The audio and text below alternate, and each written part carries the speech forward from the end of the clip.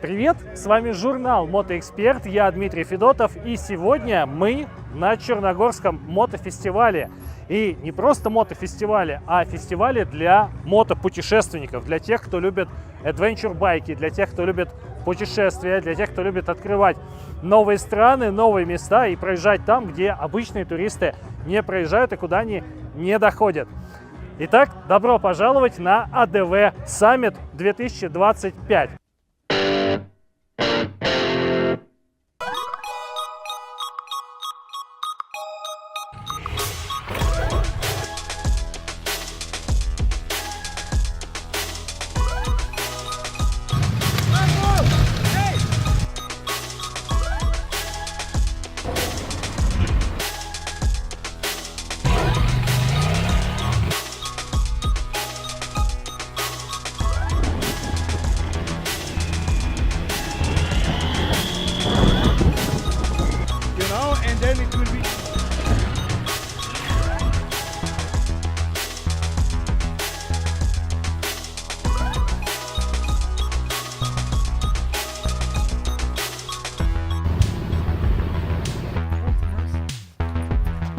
В этом видео мы вам покажем, собственно, это мероприятие, поучимся ездить с людьми, которые непосредственно участвовали в Дакаре, с настоящими гонщиками, пообщаемся с людьми, которые сюда приехали, и чуть-чуть поговорим с организаторами, с представителями компании SafeMoto, которая это мероприятие спонсирует. И мотоциклов SafeMoto здесь реально очень много. И самое главное, конечно, покатаемся с теми, кто сюда приехал вообще со всей Европы. Здесь и Австрия, и Словения, все Балканы, Босния и Герцеговина, Сербия, Албания, Старая Европа. Я слышал, что сюда люди даже из Мексики приехали специально на это мероприятие. И это, конечно, очень-очень интересно. Здесь порядка 200 мотоциклистов, которые приехали именно покататься. На чем ездят мотопутешественники европейские? Это вообще поразительная история, но вот из того, что приехало сюда, доехало до Черногории, это вот, такая, может быть, не совсем репрезентативная выборка, но тем не менее это люди, которые прям реально ездят и которые могут там 2,5-3 тысячи километров, 1,5 в отдельных случаях, проехать просто ради того, чтобы потусоваться и покататься на Балканах. Вот прям два самых массовых мотоцикла здесь. С одной стороны, прям очень старый мотоцикл, прям классический мотоцикл, который уже в цене не теряет, а набирает, потому что это совсем прям классика, классическое первое поколение гуся. Он еще, наверное, назывался как-нибудь R80, R90, не знаю, у него еще даже кикстартер есть, он настолько старый. И вот такой прям олдскул, здесь его довольно много. Я бы сказал, даже музейный. Музейный XR, музейный тысячный гусь, музейный 640 КТМ, что-то Сузука-образное, Доминатор и еще один Доминатор Honda. И вот эти мотоциклы, они уже каждый могут прям реально натурально находиться в коллекции. Я не шучу, то есть это мотоциклы, которые уже представляют собой реально культурную ценность. Вот. И ездить на них это сомнительное удовольствие, скажем прямо. Но это удовольствие от того, что ты прикасаешься к истории. И в этом есть свой кайф. Особенно, когда этот мотоцикл используешь по прямому его назначению. Это японцы 80-х, 90-х, и это европейцы прям совсем классические. И вторая история – это китайские мотоциклы. Китайские мотоциклы здесь SafeMoto, их прям очень много, их поразительно много. Я, честно говоря, не ожидал столько увидеть, но к SafeMoto все не сводится. Я еще здесь видел один мотоцикл Ланчин, еще видел какие-то другие китайские бренды в меньшей степени, но китайцев здесь реально много. SafeMoto, я не скажу, что каждый второй мотоцикл здесь это CF, но каждый третий точно. И меня вот это лично реально поражает. Когда я смотрю на этот мотосаммит, это выглядит как CF-Moto Summit. Да, мы начинали эту историю с CF-Moto 11 лет назад. До этого наша компания Gevada, которая существует 22 года, и с самого начала, с момента создания, мы работали в сегменте технических видов спорта. Мы были дистрибьюторами некоторых ведущих мировых брендов, производителей аксессуаров и запчастей. И вот 11 лет назад мы начали историю с CF Moto. Это было довольно странно. Люди с большим подозрением относились к этому. Они не слышали про марку CF Moto. Они говорили, Гевада занялась какой-то китайской фигней, не упоминая даже бренд, потому что бренд ничего не значил в то время. И все, что из Китая, одинаковое, одно и то же, не имеет значения, какая марка, какой бренд. Сейчас многое изменилось, в первую очередь благодаря заводу CF Moto, который очень-очень быстро развивает свою продукцию, разрабатывает новые решения, новые технологии, представляет новые модели. И мы сначала стали почти во всей Европе лидерами в сегменте ATV. И последние 4 года стали улучшать, расширять сегмент мотоциклов. И сейчас мы очень быстро растем в сегменте мотоциклов. В этом регионе мы занимаем третье место на рынках, которые мы покрываем. Так что очень много всего быстро происходит. Мы не сомневаемся, что CF Moto продолжит усиливать и расширять также свои позиции на рынке, потому что много новых интересных продуктов появляются в линейке продукции CF Moto мотоциклы. Это и ATV. Но сегодня мы на Adventure Moto Summit, я имею в виду много новых мотоциклов, мы продолжим расширять, много отличных мотоциклов появится в ближайшие месяцы, не годы, а месяцы. Так что это очень быстро. В следующем году мы ожидаем несколько фантастических продуктов, которых у нас нет сейчас. Мне интересно, какие типы мотоциклов наиболее популярны на Балканах. Это мотоциклы внедорожные, мотоциклы двойного назначения, или дорожные мотоциклы, или спортивные мотоциклы. Да, знаете, на Балканах долгое время это были в основном дорожные, уличные мотоциклы были наиболее популярны. Но последние годы, последние 5-6 лет начал расти сегмент внедорожных мотоциклов. И группы мотоциклистов растут, и мы видим, что многие мотоциклисты переключаются с дорожной езды на внедорожную. Есть много причин. Одна из них – это прекрасная природа. Другая – это действительно свободные правила, которые позволяют вам ездить по фантастическим местам, даже по национальным паркам. Мы не знаем, как долго это будет так. Я не думаю, что так долго продолжится. И третье – это загруженность дорог. Знаете, везде на дорожном мотоцикле становится трудно проехать и наслаждаться поездкой, потому что многие дороги очень загружены. Так что эти причины и некоторые другие обстоятельства, в том числе влияние того, что внедорожная езда все более и более популярна на Балканах, я думаю, это быстро растет. Это причины, по которым CF Moto присоединилась к этому мероприятию, которое мы поддерживаем, скажем так, как главный спонсор. И мы присоединились, и вы видите, что мы сделали. Я надеюсь, вам нравится. Да, спасибо. Вам также спасибо. Надеюсь, увидимся в поездке на бездорожье. Так, ну вот Husqvarna Norden, и это вторая Husqvarna Norden. Это вот какая-то, явно на ней человек сильно не ездит, явно ее бережет. А вон Husqvarna Norden здорового человека, которая явно эксплуатируется по назначению. Что еще? Еще вот есть гусь большой, но их здесь удивительно немного. На таких мотоциклах не принято выезжать за город. КТМы, целых 2. И классические японские мотоциклы.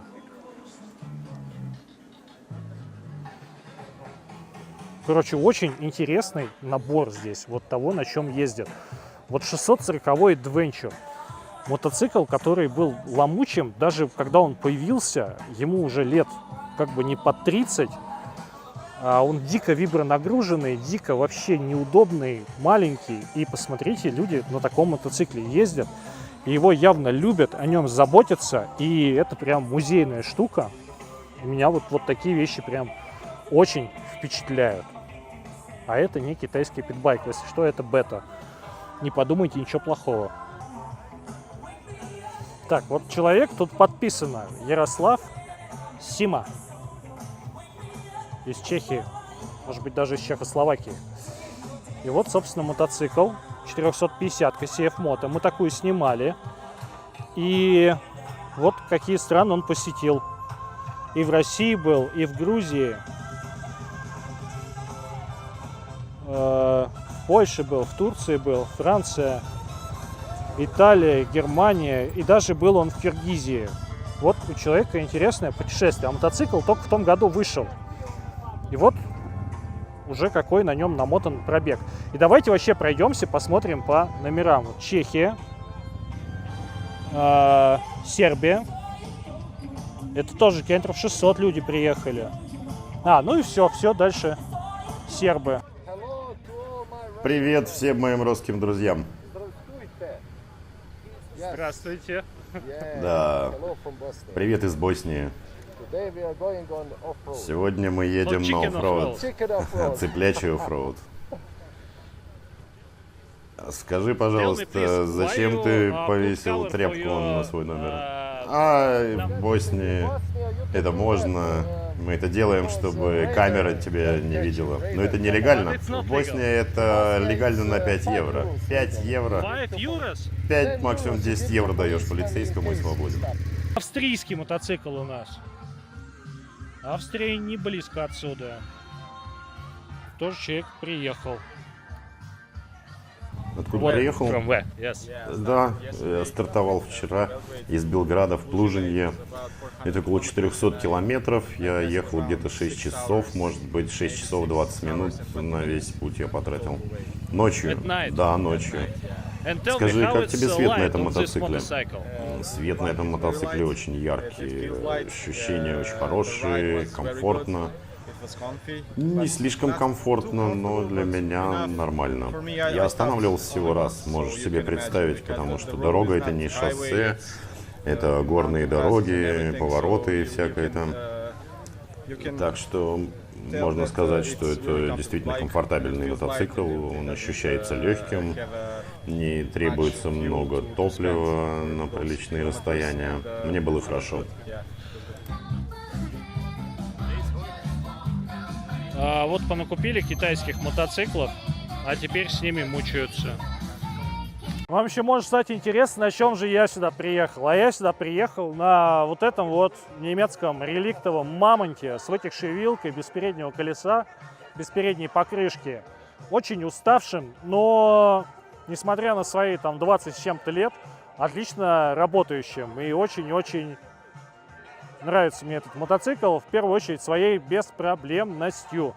Вот. Но, честно говоря, не могу рекомендовать, потому что с точки зрения управляемости, с точки зрения вообще того, как должен работать современный мотоцикл, это, конечно, прошлый век. Просто я прям такой ретроград. Мне нравится старое железо и старое, честно говоря, говно. Вот. Но я езжу. И это не самый старый мотоцикл, который у меня есть.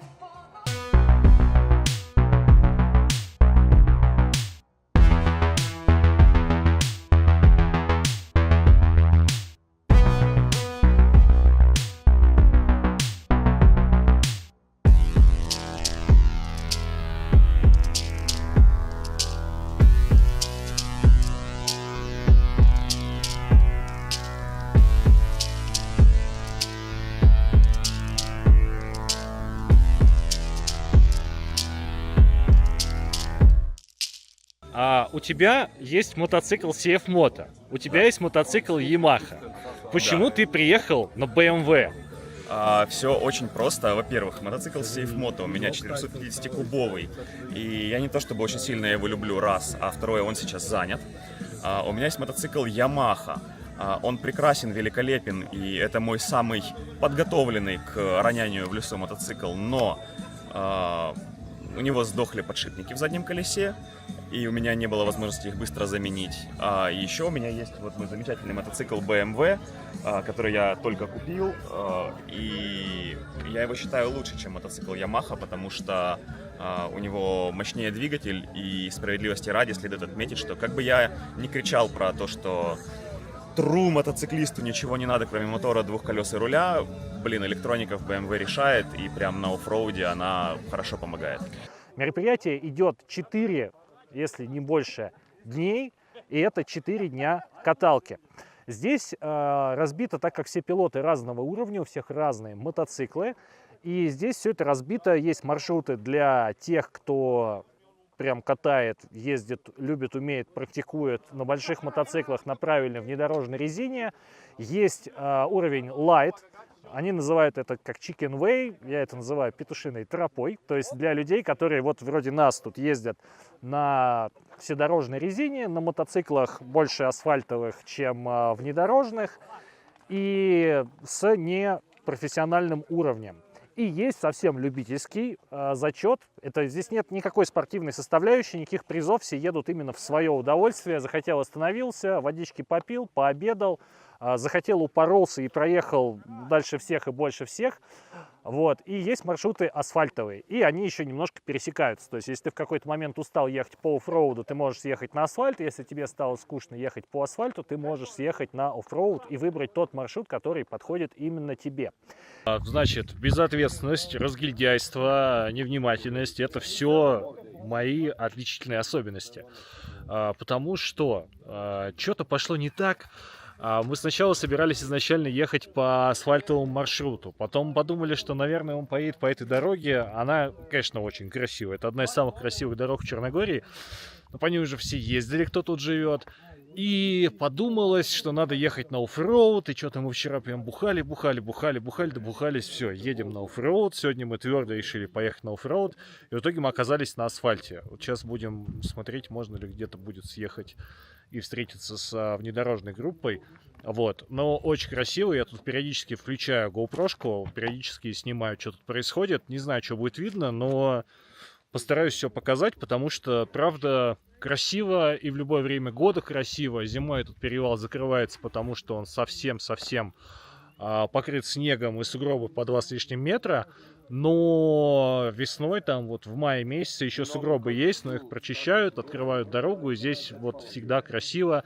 И весной все зеленое, и сейчас лето все подвыгорело, все желтенькое, пожухлое, но все равно кайф. И очень красивая дорога, очень интересная дорога, и здесь прям не скучаешь. Здесь постоянно поворачиваешь, ты постоянно в наклоне, ты постоянно работаешь рулем, тормозами, и это прям кайф. Так, докладываю. Приехали мы на перевал Седло. Это один из самых красивых, самых известных черногорских перевалов. Он находится в национальном парке Дурмитор, за въезд в который с нас только что взяли 5 евро. И вот как он выглядит. Сейчас. Вот какая красотища. Здесь такая у нас рамочка специально для фотокарточек. Значит, Седло — это вот гора, она называется Седло. Все потому, что в черногорском языке седло означает то же самое, что и в русском. Это вот седло как бы для лошадки.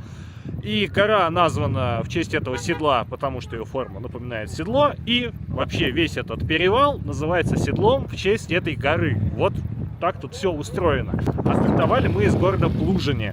Вот. Не очень большие расстояния. Мы сейчас проехали километров, я не знаю, может быть 50 на круг. Вот. Но очень-очень-очень красивых километров. Вот. Я надеюсь, что мы все-таки сегодня съедем с асфальта на какой-нибудь хотя бы легенький оффроуд. Немножечко. Рассказываю, мы наконец нашли съезд на оффроудный маршрут. Это называется Chicken Way, или как я его перевожу, петушиный путь. И он оказался не такой уж простой. Говорили, что это вообще такой light, но для нас не такой light. У нас 2 650 гуся, а 1 Априлия Туарек 660, почти что одноклассники, просто с разницей в 20 лет. И вот Туарек уже лег, а мы на очереди. Вот. И такого навигатор рисует около 60 километров. Вот. Ну, зачем ехали? наконец-то нашли. Поехали. Очень важно, обратите внимание на немецкую инженерную школу. Потекла вилка, но потекло правое перо, а тормоз слева. Китайские инженеры никогда бы такое не предусмотрели, а здесь вот вилка вытекает на ту сторону, которая не течет на тормоза. Ну, гениально же. Так, ну что, целый день мы сегодня в пути. Оффроуд у нас действительно оказался лайт. Но апрель уронили один раз, а в остальном как бы оказалось удивительно хорошо, комфортно. Можно ехать интересно, красиво и не прям так, чтобы ушататься. Хотя для тех, кто хотел бы ушататься, тоже свои маршруты были. Доволен вообще неимоверно. Отвел душу. И вот это состояние, когда ты можешь просто ехать, никуда не торопясь, никуда не опаздывая. Хочешь, езжай по грунтовке. Хочешь, в навигаторе есть объезд по асфальту, если тебе вдруг тяжело. Развернулся, выехал на асфальт, проехал. Правда, мы тут мотики таскали на себе. Нигде так, чтобы развернуться, мысли такие в голову приходили, но ни разу не развернулись. Вот, и очень здесь красиво, очень классно, очень интересно. И, ну, это вот как раз тот случай, когда ты дорогу бы сам не нашел и не пришло бы в голову никогда съехать и на эту грунтовку, и по ней куда-то проехать. Вот. Очень интересно, очень красиво, очень вот... АДВ Summit — это история для вот прям... Ты купил тур-эндуро, ты на нем на работу ездишь, и вот раз в году ты можешь вообще понять, зачем ты купил мотоцикл двойного назначения, зачем ты купил мотоцикл, который может ездить по таким дорогам с комфортом. И это вообще, это мероприятие оправдывает существование всех гусей, туарегов и прочих мотоциклов, которые люди покупают в основном на каждый день и в основном ездят по каким-то своим обычным надобностям. Вот здесь эти мотоциклы, ты прям понимаешь, зачем они сделаны, зачем они нужны и с чем их едят. И это, конечно, неимоверная радость, неимоверный кайф. Вот, сейчас вернемся в лагерь. Я еще, наверное, что-нибудь вам поснимаю, что-нибудь расскажу, подведу какой-нибудь итог. Еще пару синхронов отпишем. И, наверное, на сегодня все. Еще одна очень интересная история. В нынешнем году организаторы сделали навигацию не только по GPS, когда ты просто телефоном сканируешь QR-код и тебе загружается в телефон маршрут сегодняшнего дня. Еще есть, и это очень важно, в нынешнем году появилась навигация по роутбукам. То есть ты ставишь себе роутбук, тебе дают бумажную легенду, и ты по этой бумажной легенде едешь. И больше того, если ты не умеешь ездить по этой бумажной легенде, здесь каждый вечер проходят какие-то курсы повышению квалификации, люди рассказывают про всякие разные штуки, начиная от курсов оказания первой помощи и рассказы про то, как монтажками на обочине перебортировать колесо, и заканчивая вот как раз рассказами про роутбуки, как ими пользоваться, как читать легенду, как управлять мотоциклом. Здесь реально сегодня меня дакаровский пилот учил ездить на мотоцикле, и это действительно очень и очень интересно и круто. И сюда люди приезжают не только покататься, не только пообщаться, но еще и поучиться. То есть здесь вообще все сразу. Мы приехали на площадку недалеко от лагеря. Во-первых, с добрым утром, потому что это уже второй день мероприятия. И сегодняшнее утро начинается с тренировки. То есть сейчас вот все желающие приехали, довольно много любителей туристических и не только эндуро. И сейчас под присмотром дакаровских пилотов, целых двух, будем учиться ездить какие-то вот песчаные горы, какие-то здесь препятствия, где нам будут рассказывать, как их преодолевать. Я, честно говоря, не уверен, что я туда полезу, потому что я уже повесил кофры. Но посмотрим. Вообще очень интересно, и интересно посмотреть вообще, кто чего умеет. Мне дали покататься на CF-Moto, на 800, который мы недавно снимали. И первый раз я, конечно, сел на нее, я вообще все забыл, как это происходит. Но пару советов от настоящих мотоэкспертов, и начало получаться, и это очень круто.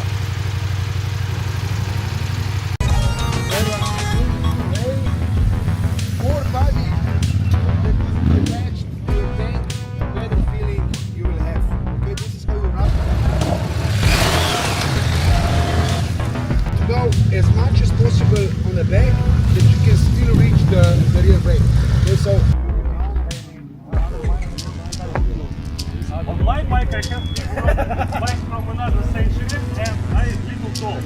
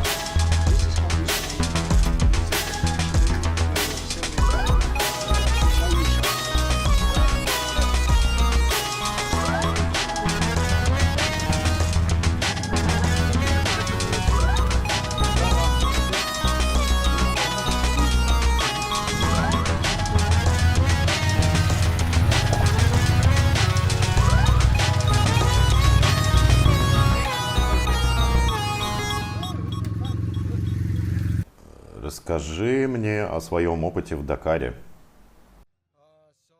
Ну, скажу так, что, конечно, многое поменялось за 11 лет. В начале это было в основном про выживание, только бы финишировать. В последние годы, я бы так сказал, это становится, по крайней мере в моем случае, все более профессионально. Все больше про результат, про гонку. И этапы, конечно, очень-очень сильно отличаются. Мне интересно, можешь ли ты использовать свой опыт Дакара в этих горах? Да, на самом деле, конечно. И вот еще такие горы, как здесь, таких гор много у меня дома. Это отличное бездорожье. И еще про Дакар. Многие думают, что Дакар — это большие дюны.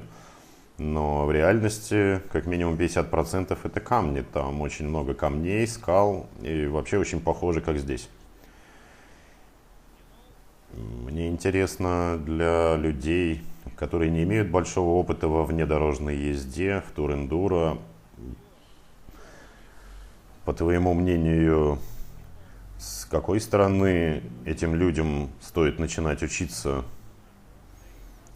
Стоит им пойти в эндуро или поехать в горы? Где этим людям получить опыт, если они не собираются соревноваться, участвовать в соревнованиях? Смотри, первое, что я бы действительно советовал каждому начинающему, это взять тренера или пойти в какую-нибудь школу, чтобы получить базовые навыки. После этого они могут продолжить в лесу или на гравийных дорогах, не имеет значения тип поверхности, если это бездорожье. И, конечно, для начала я бы рекомендовал легкий эндуро-мотоцикл, а не туристический эндуро. На этом АДВ саммите очень много мотоциклов CF. Ты пробуешь какие-то модели? Может быть, у тебя есть любимая модель CF Moto? Да, конечно, я пробовал 450-ку и 800-ку МТ. И определенно 800-ка мне нравится больше. У нее больше мощности. Я люблю иметь побольше мощности, особенно на туристическом мотоцикле, на бездорожье, на асфальте. И если тебя застает темнота, лучше, чтобы у тебя было побольше мощности, чем 450-ки. Вот, я попытался поснимать мероприятия с самых разных сторон, пообщаться с разными людьми, поснимать мотоциклы, на которых люди ездят. Здесь очень разная техника, начиная от новых китайцев и заканчивая прям вот совсем ископаемыми BMW типа R80 с кикстартером и совсем с воздушным охлаждением. И вот меня две вещи здесь поразило с каким-то вот русским бэкграундом, что меня здесь резануло и что очень непривычно для какой-то российской ментальности. Во-первых, очень чисто. То есть ты идешь по поляне, там ни бычков, ни стаканчиков, ничего вообще, неимоверная чистота. Ну, типа, понятно, европейцы, но все равно поразительно. А вторая история, которая меня поразила, здесь нету вообще такой темы в повестке, как кого-то чмырить за мотоцикл. То есть на каком бы ты мотоцикле не приехал, с тобой общаются на равных и нормально. То есть никто не скажет ха-ха, Китай говно, ха-ха, BMW говно. То есть здесь это вообще, в принципе, этой темы в повестке нет. Всем все интересно, все с тобой пообщаются, посмотрят, даже покататься предложат. И вот это очень прикольно. Мне это очень понравилось, и это очень бросилось в глаза. Расскажите, как вы это создали и как давно был первый EDV Summit? Это 4-й год. А мы начали, нас было несколько друзей, и мы сказали, давайте сделаем это в горах. И мы устроили Adventure Summit Монтенегро. И уже в первый год у нас были большие гости из Дакара, 2 девушки из Adventure блога и другие большие имена. И затем каждый год мы начали расти. И теперь вы можете видеть здесь у нас первое мероприятие в Монтенегро с легендой для роудбука. Так что у нас вполне серьезное мероприятие, семейное мероприятие, я должен сказать. Потому что все сделано так, чтобы вы могли приехать со своей семьей, с детьми, с женой. У нас прекрасная природа, мы все время находимся в природных парках. В этом году мы находимся на озере Пиво, здесь берег очень красивый. Так что люди могут отдыхать, могут кататься, могут сравнить, поделать много всяких интересных, крутых штук. И могут покататься, что они любят, а любят они кататься. Извините за английский. Сколько людей приехало в этом году на мероприятие? В этом году приехало более 200 человек. Но не все из них останутся на все 5 дней. Так что около 200 человек. И это интересно, потому что это не очень похоже на стандартные байкерские тусовки. Полный газ, ревущие моторы посреди ночи и тому подобное. Люди приезжают сюда, потому что любят природу, любят ездить на мотоциклах. Соедините это вместе, и у нас получается реально хорошее мероприятие. Мы уже отмечены на многих точках мира. В этом году у нас есть гости из Австралии, с Филиппин, из Мексики я видел человека прошлым вечером. Много людей из Германии, есть из России, из Украины. Много гостей со всего мира. Это очень важно для меня. И как я смотрю на это мероприятие, чтобы звать людей на него со всего мира в Монтенегро и устроить это семейное мероприятие. Это на первом месте. Вот. Что еще? Еще здесь очень красиво. Маршруты необычные, маршруты интересные. И маршруты... Что-то куда-то все поехали, все бежат. Маршруты здесь проложены так, как ты сам никогда не заедешь. То есть обычно, когда мы приезжаем в какую-то страну, мы смотрим достопримечательности, типа, а что у вас здесь посмотреть? И говорят, вот туда, вот туда, вот туда, какие-то туристические заезженные маршруты. Так вот здесь маршруты проложены по настолько второстепенным дорогам, по горам, по каньонам, по лесам, которые ты сам никогда в жизни не найдешь и никогда в жизни даже не поймешь, не додумаешься, что туда можно съехать и там проехать. И вот даже я, живя в Черногории 3,5 года, я эту страну открываю с какого-то совершенно необычного, неожиданного ракурса и заново влюбляюсь. Это очень интересно и очень кайфово. Что еще? Еще старый мотоцикл. У меня мотоцикл 20-летний, и это, конечно, очень интересный опыт. Посмотреть еще раз, насколько техника далеко ушла вперед за 20 лет. Тут все классно, здесь АБС, и инжекторы, и теплые ручки, и вообще он в целом мне очень нравится, но насколько на нем тяжелее ехать, чем на современном мотоцикле, даже на современной 300-ке, я молчу про 600-ке. Вот, но все достойно работает, достойно держится. Единственное, у меня вытекло правое перо, но это единственный минус и единственное, что у меня здесь пока что тьфу-тьфу-тьфу отломалось. В остальном очень интересно, очень ярко, очень кайфово и физически тоже непросто. Вот, надеюсь, видео вам понравится. И еще, я тут GoPro-шку к голове приделал, и мы 2 дня уже катаемся, и 2 дня я снимаю наши дороги. Очень красиво. И, честно говоря, я не уверен, что это все получится сделать в видео. И, наверное, я в конце этого видео, вот вы сейчас досмотрите, будет отбивочка, и после этого пойдут Дальше просто нарезка с дороги, просто онборд, просто чтобы вы примерно себе сделали представление, чтобы вы получили представление о том, как это вообще выглядит с водительского места. Если интересно, посмотрите, если не интересно, не смотрите, можете в этот момент выключить видео.